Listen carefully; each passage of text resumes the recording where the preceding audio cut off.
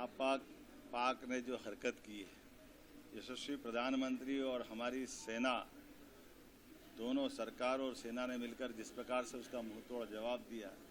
और उनके होश फाख्ता कर दिए, हमारे लिए ये चुनौती का समय भी है,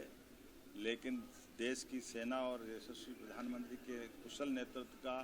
गर्व का क्षण भी है। बीते 11 साल में जिस प्रकार से सभी विभागों को लेकर के माननीय प्रधानमंत्री जी ने देश और दुनिया में अलग पहचान बनाई, लेकिन उतने ही समान रूप से देश के ऊपर कभी ऐसा दुश्मन कोई हमला कर दे तो देश उससे निपटने में आधुनिक टेक्नोलॉजी के माध्यम से कैसे सफल हो, इसका उदाहरण हमने सबने देखा। दुश्मन ने कोई कसर बाकी नहीं रखी। चारों तरफ से पंजाब, राजस्थान, जम्मू कश्मीर,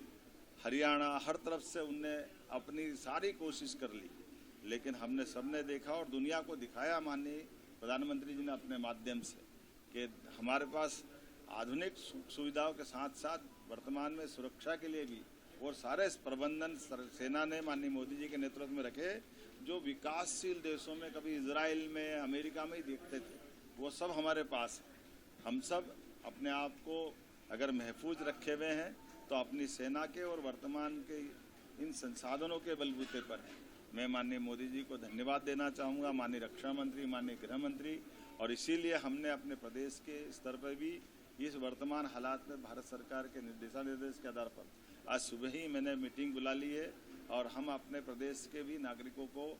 आने वाले किसी प्रकार की चुनौती में अपनी सारी व्यवस्थाओं को करने में हम सम्मत हों और खास करके यशस्वी प्रधानमंत्री के नेतृत्व में पूरा देश एकजुटता के साथ दिखाई दे, इसके सारे प्रबंधन हमने किए हैं। और मैं मान के चलता हूँ कि